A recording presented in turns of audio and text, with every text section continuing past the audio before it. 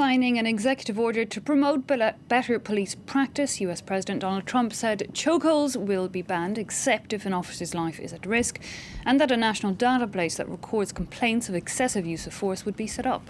Well, Trump hailed the moment as historic, but Democrats say it doesn't go far enough. In fact, there are now two competing bills before the US Congress looking at potential reform. Well, to find out more, we can cross to our correspondent in Washington, Kethevane Gorjestani. Kethevane, Trump signing an executive order on police conduct, but for many, it doesn't go far enough, it would seem. Yes, because what many have criticized about this announcement, this executive order, is that, yes, there are some steps forward in what Donald Trump announced. You mentioned that ban on chokeholds, even though the actual wording of the executive order isn't exactly what Trump said. The exact wording is that the chokeholds are banned except in cases where use of deadly force is allowed, which means that it's basically brought back to what is going on right now. So that was a huge criticism when people actually saw the wording. Then there is that sort of bad apples database, a database for those officers who have complaints, so that when they move to another precinct or another police department, their file is still available nationwide and people can know what they've done in the past. And those guidelines about certification, about police training, about programs to deal with homeless or mentally ill people, all of those are seen more as guidelines. There are no orders. Basically, Donald Trump is signing an executive order that gives a guideline to those police departments, dangling a little bit the hope of grants as a reward for those police departments who actually follow those guidelines, but doesn't really force any police department to actually change. That's the main criticism about this executive order. And as you mentioned, there are some bills that are coming up both in the House and in the Senate. And basically what Donald Trump is doing is saying, I've done my part, but it is up to Congress to actually write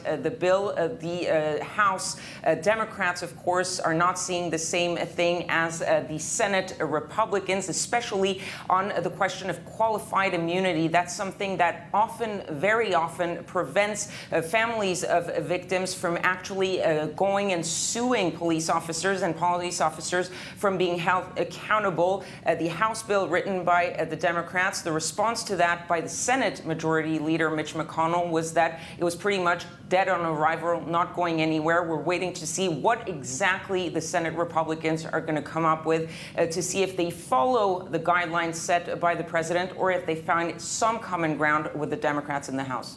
Indeed, but overall some pretty clear divisions then along partisan lines. And we did also hear Trump criticising his predecessor and other notable Democrats, saying they failed to do their part in the past. So clearly seeing this and already perhaps using this as an electoral issue.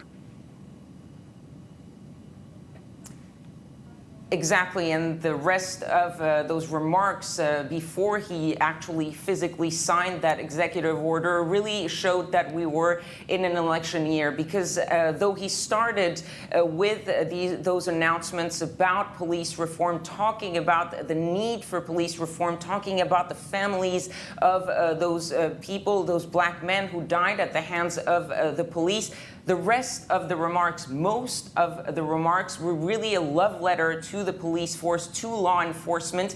That executive order was actually discussed with some of the largest police unions in the country. And if you saw the images of the Rose Garden when he was signing that executive order, there were plenty of representatives from law enforcement. And the president of the U.S. Did say that without police, there is chaos. He really spoke about how much the police was needed and that we shouldn't use those problematic cops, those problematic police officers to really condemn the whole police force, that most of the police, a vast majority of men and women, were absolutely great, and that they should not be defunded not be dismantled. That's, of course, a lot of what we've been hearing from those protests. So you really see that Donald Trump is playing to one of his key constituencies, key base, electoral base, the law enforcement community, because he knows that those are very important voices, especially